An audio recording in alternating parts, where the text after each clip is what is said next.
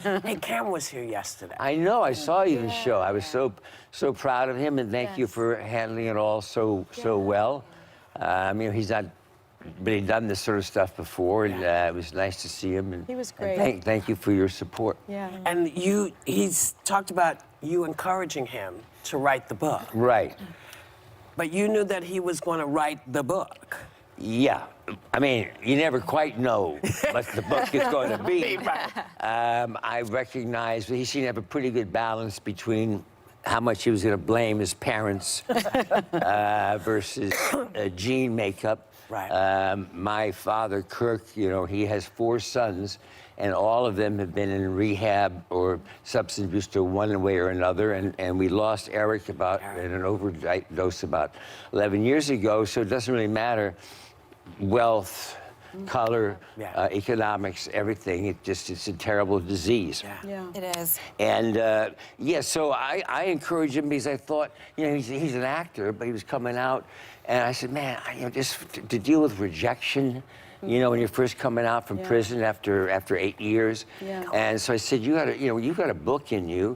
It's a hell of a book, and I think your mother and I can handle but you know, our fair share of the blame, along with Gene's and your friends, you know, who you chose to hang out with.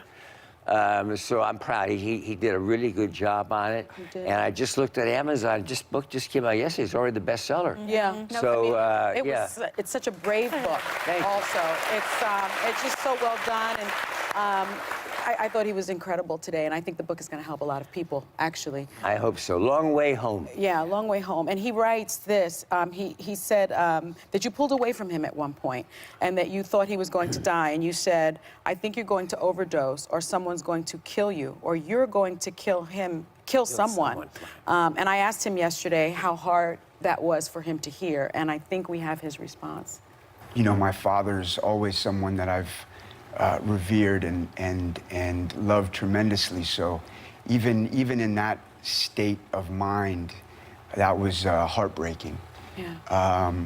But you know, the reality is at a certain point, no matter how much you love someone, there's only so much you can do.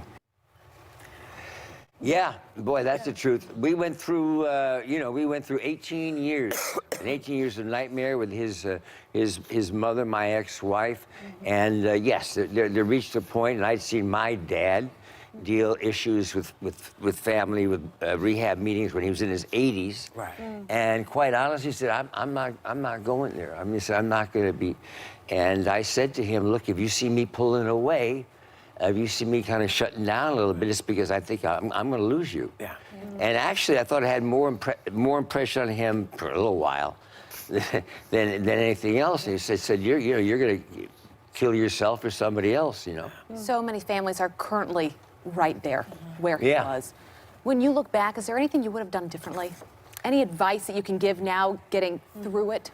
Well, I would, you know, there's 18 years and you become I mean, you can't kid around. If there's major issues under 18 years old, you as a parent can do something about it. Yeah. Once they turn 18, you know, they can tell you to, you know, whatever else. Yeah. So, you understand this. Right. Yeah. So I think that's you just can't kid yourself when they're going on. But it's tough right now. I mean, you know, been smoking pot for a long time, but this vaping thing in schools with these kids, the test scores are going down. These kids are loaded out of their gulls. They can't smell it. You know, it's really strong THC, really strong. They've got to get some governing on it pretty soon. Got to watch your kids. There's also an opioid crisis that's raging the country right now, and it's such a.